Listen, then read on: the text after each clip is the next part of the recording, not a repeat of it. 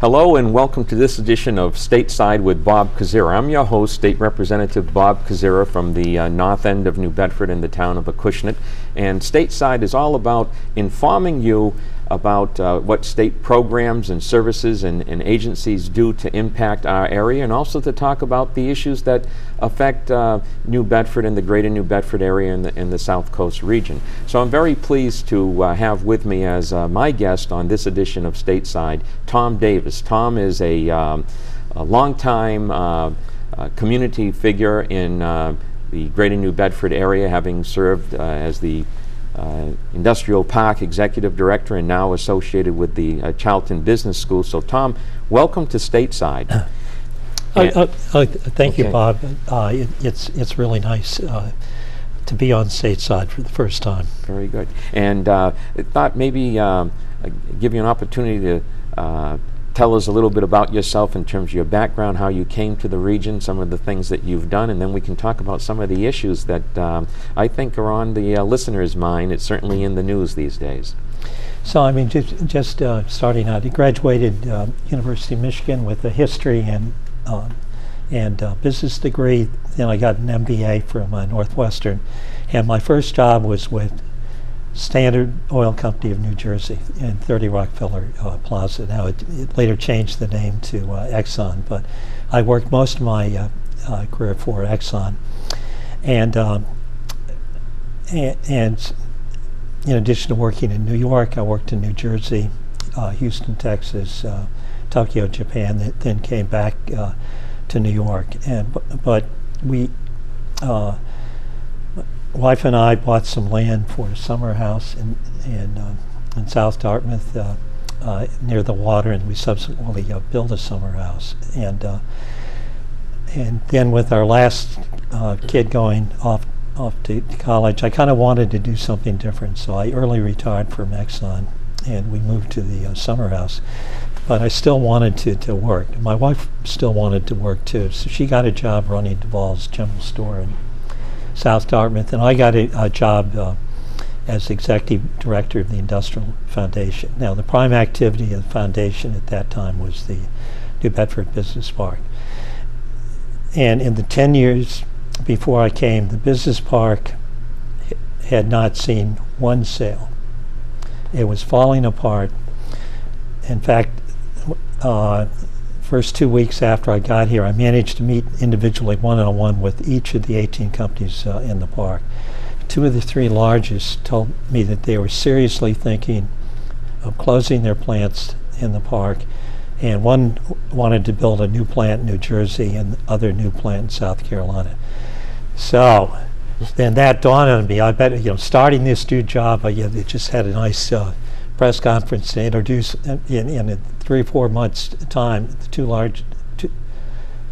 of the biggest companies were announcing closing their plants. So it would be a very short-term job for me. So what I did right away was I called the economic development director for the state of Massachusetts and also the one for the state of Rhode Island, and I asked him to identify what they thought were the best industrial parks in their states, and I got a list of 11 companies, and so right away I hopped in the car and I started to visit those parks, and not just driving through them, but I set up meetings with the managers, and after I'd visited 5 industrial parks, I had a turnaround plan. So I started on May 18th, and I finalized the turnaround plan in June. And the foundation's board meets just once a month, first Monday in every month. And so this is a 10-point turnaround plan for basically modernizing and beautifying every aspect of the park. So the foundation's board at the early July meeting, they heard it. No one raised any objections, but they wanted a month to sleep on it. So I came back in August and presented it again, and they approved the plan 100% without any modifications. then I sent out very quickly to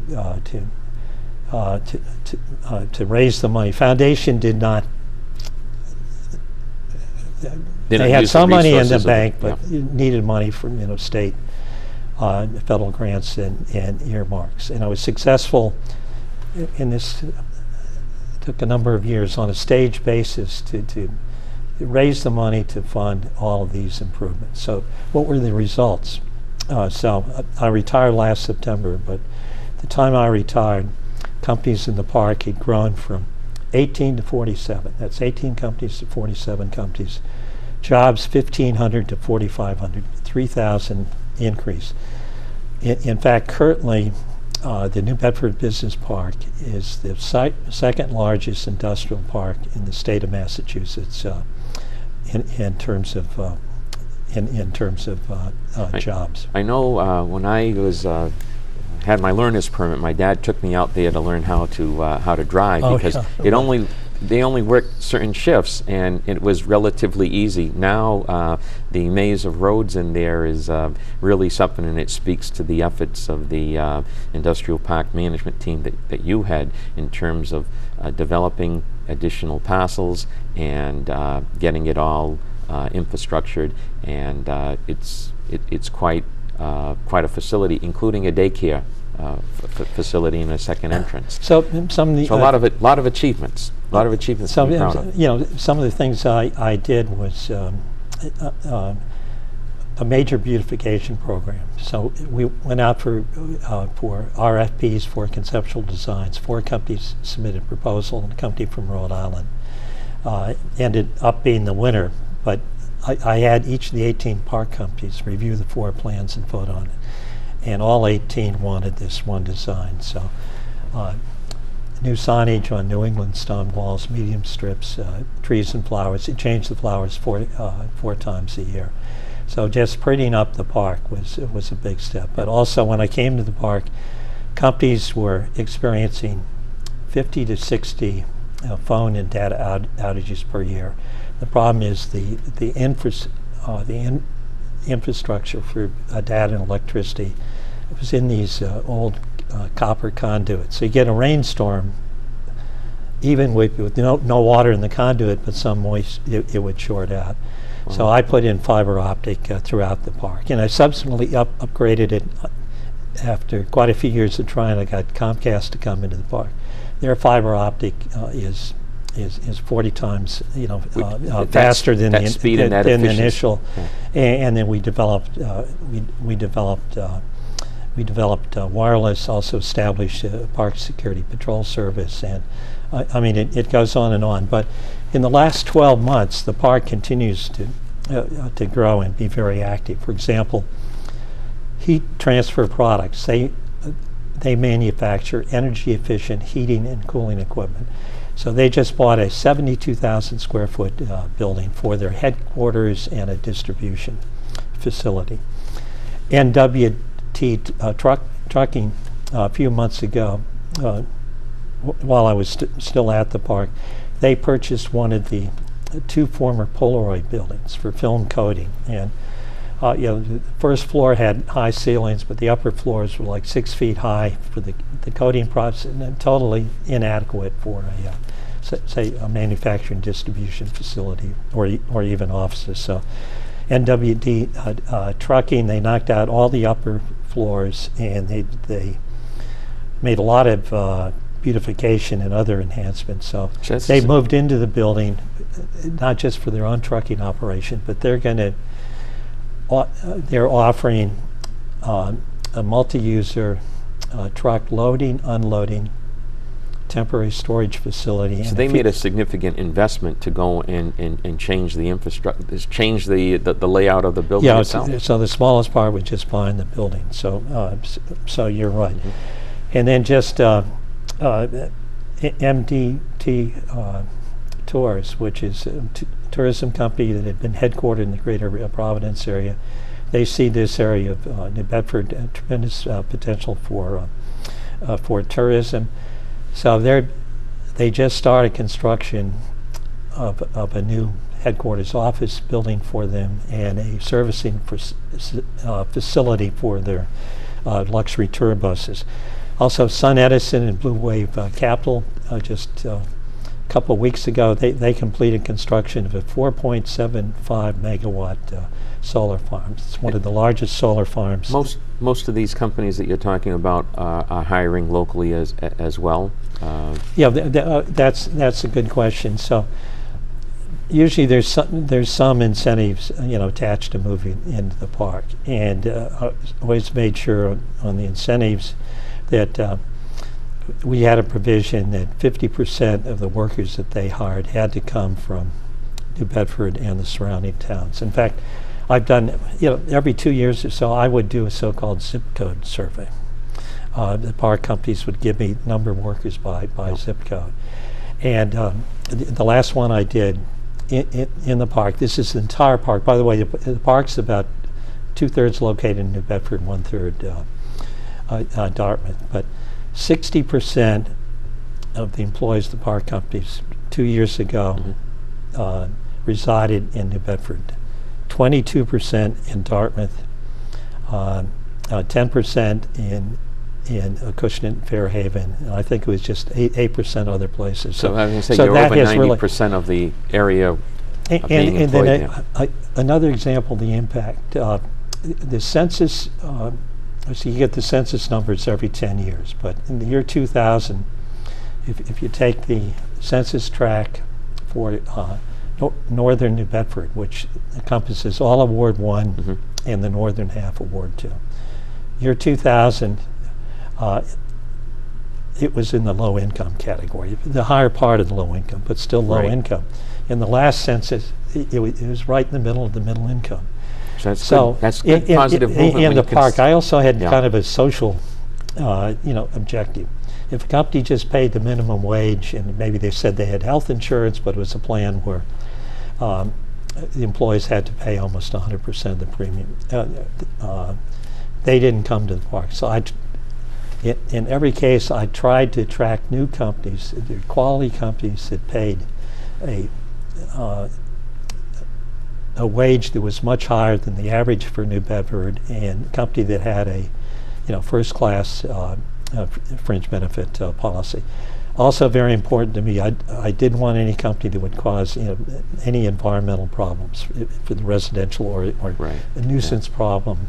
So in fact, there are 47 companies that wanted to come to the park, but I turned down because I felt they would cause some problem either for their nearby commercial neighbors or even in a few cases the residential neighbors. We should probably spend some time, since we're talking about industrial park and economic development, and talk a little bit about two initiatives that were not successful but that certainly had economic development potential. And what I'm referring to, Tom, is the proposed casino for New Bedford and the Cape Wind offshore energy project off of Nantucket that both imploded for other reasons that are beyond anything that we in the region did. I don't know how comfortable you are in talking about them, but I am comfortable, and so I pay a lot of attention to both those high potential projects. And on the casino, I have a friend, very senior friend, who's a longtime executive in the casino industry and is still still involved in it in several ways. But he told me this just a few weeks ago, that the numbers just didn't work out for the casino. And the problem is when you look at the other casinos in New England, particularly the two in Connecticut, they've suffered, because of more competition, they've suffered just a huge drop in attendance and a huge drop in revenues. And they got the latest quarterly numbers from all the casinos, and then you've got all these plans for new casinos. And the third factor that really hurt the project is on that NSTAR site, the cost of cleaning up all the environmental problems was $35 to $50 million. So when you add that, it was probably more than the cost, the construction cost, building the casino, the hotel, and the ancillary. I think that's one of so those three things. Into that those three, and the problem is the economics kept getting worse and worse. To the latter point, when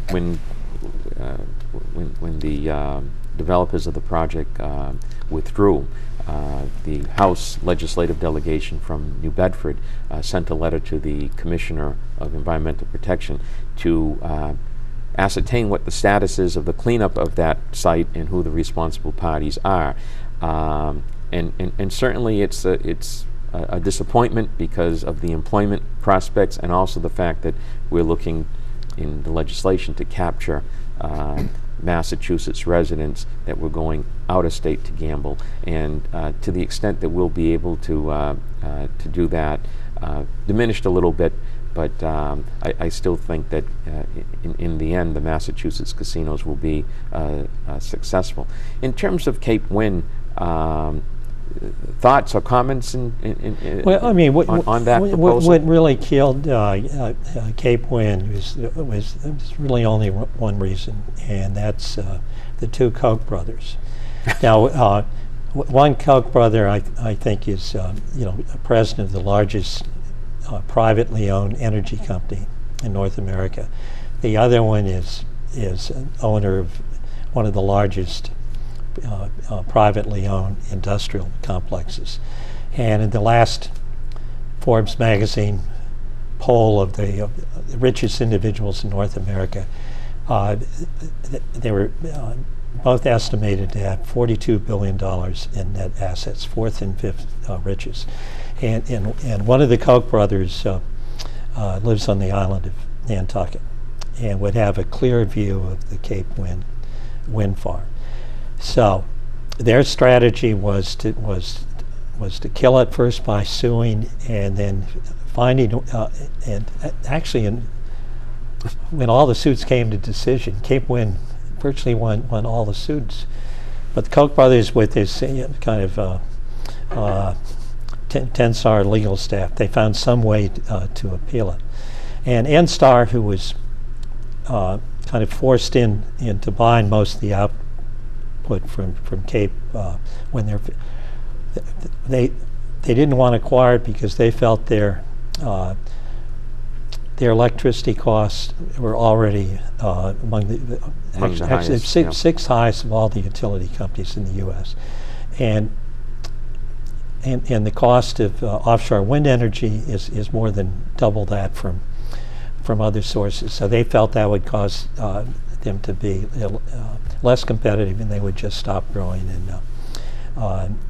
But I think a big source of opposition to Cape Wind, as you said, the Koch brothers, was location, location, location. This was prime sailing areas, and they really got. At one time, they had people from Walter Cronkite to other leading celebrities to come out and against even that. Teddy Kennedy was on the fence, right? It's true. It's true. But I don't want to. Offshore wind is not dead. Oh no, not by any means. I think and it's the future. I think in next 4 to 5 years, you're going to see an offshore wind farm that's supplied out in Bedford. The federal leases will take hold. They've had some bidding with the low cost of fossil fuels. It makes it, I was told, a little more difficult to attain the financing. But certainly in a 10-year period of time, we're looking at offshore wind as being in the development stage. I even think or construction stage. You're going to see it in 5 years. So these new federal areas that were recently which positions New leased, Bedford? They're outside the view of anyone living on Nantucket. Well so they're south kind of of the out islands, of sight, out of mind. And it positions New Bedford well because we will have the facilities to be able to provide the kind of support that they need when they go into the construction phase in terms of these big blades and components that will be brought in by ship and have to be positioned out in those sites. So New Bedford really more so maybe than Rhode Island, because Rhode Island they have containers and other types of activities going on at Quonset Point at their facility. New Bedford is more open, I think, or receptive to being a full-fledged staging area for offshore wind. Now, I think there's another major reason why I think offshore wind is going to come into play. In Massachusetts, and for that matter, all of New England, they are facing a major electricity supply crisis. If you just look at Massachusetts, in the next 5 years, 30% of the electricity plants, these are primarily coal plants or nuclear plants, they're very old, they're going to have to be retired. Mm-hmm. And so natural gas is a likely, is a big, and it's a competitive source price-wise, but the problem is the natural gas pipeline that brings this natural gas, up from the Gulf, it's at full capacity. And maybe this kind of morphs into to another area. I think unless this potential huge supply shortage for electricity is dealt with very quickly, you're going to be faced with brownouts, blackouts, just skyrocketing electricity. It's already happened. Last winter, my household bill for just the supply portion went from 9 cents a kilowatt up to 14 cents, and so we somehow these different promoters. Some are promoting hydroelectricity from Canada, others onshore wind farms, others solar, others natural gas. Even have some promoting new nuclear plants, but they all want to see some priority given to their particular supply source. But we need to get away from that, and we need to promote the expansion of all the supply sources. With the idea of it, that way we'll get some so protection from price eliminate increases. The brownout, the blackout. Yep. You're going to reduce the possibility of huge spikes in electricity costs. One thing that I'd like to touch on, Tom, before time runs out, and we have about 6.5 minutes, just as a reminder to yourself, is the fact that our economy is hurting from the standpoint of jobs are important. Job growth in our area could be more robust, and certainly when we look at the educational institutions that we have, Bridgewater State University has grown by leaps and bounds. University of Massachusetts, Dartmouth, also growing by leaps and bounds, and not just in the area of marine sciences and the importance of the fishing industry in providing scientific knowledge to buttress the environmentalists in terms of fishing sustainability, but also in terms of the biosciences, the life sciences, computers, the business college you said has tremendous growth. We in New Bedford, I've taken a very active role and hope to meet with the governor soon to talk about getting him to appropriate capital funds to expand the Bristol Community College presence in New Bedford, because with high unemployment, relatively low incomes, and low educational attainment levels, it's better that we have the resources whereby we can teach people how to fish and sustain themselves and have to give them handouts. It's better if we can have a stronger community college presence that will not only offer associate's degrees to those that want them, but also training and certificates to make them more job ready. So what I thought we could close on, and we have about 4.5 minutes now, is the role of education, the importance of job growth, and where we can put the emphasis. And you're going to be under the gun a little bit because we do have about 4.5 minutes to go. Clear, in the last 10-15 years, both BCC and UMass Dartmouth have been major contributors to the economic prosperity of the area, and they are going to be, I think, even bigger contributors in the future in terms of preparing the area's workforce for the good-paying jobs of the future. I mean, just in the Charlton College of Business, where I currently work, the number of students that received either a bachelor's or a master's degree last May, it was up by 57% from 10 years ago. That's significant when you consider that And there's people looking at business. 545 graduates. In fact, now the business school building, it's only big enough for the professors and the administrators. But just this week started construction of a huge new building that's For classrooms? that's for the classrooms. So they are major contributors. But I'd like to close by mentioning one thing. Mm-hmm. When I measure whether or not the area is making progress in economic development, I look at actually the jobs located in each city and town. Now, the monthly unemployment numbers, those are the jobs that somebody living in New Bedford has, regardless of whether it's located in New Bedford, Boston, or someplace else. But the state also, from employer reports every quarter, they publish data on jobs located in every city or town. And so I did a comparison of since I came here of the job growth or job contraction in 11 large cities or towns, but all located outside of Interstate 95. Mm-hmm. And New Bedford has fared quite well. The jobs are up 4.1%. So out of these 11 large cities and towns, fourth highest job growth. In fact, that was another 1,500 jobs. Fall River, on the other hand, has lost over 2,000 jobs. They've declined by 5.4%. But the real star has been the town of Dartmouth. Their job growth rate during the same period, plus 23%. Wow. They're second on the list. And they've created more than double the jobs that have been created in New Bedford. But both are, by the way, they're only... Tom, I just want to interrupt for one second. We have about a minute and a half, so I'll give you an opportunity to kind of like make a closing statement of yourself, and then we'll sign off. But it's a well, fascinating maybe not discussion. quite, but I just a little add-on in Sure. in Dartmouth, and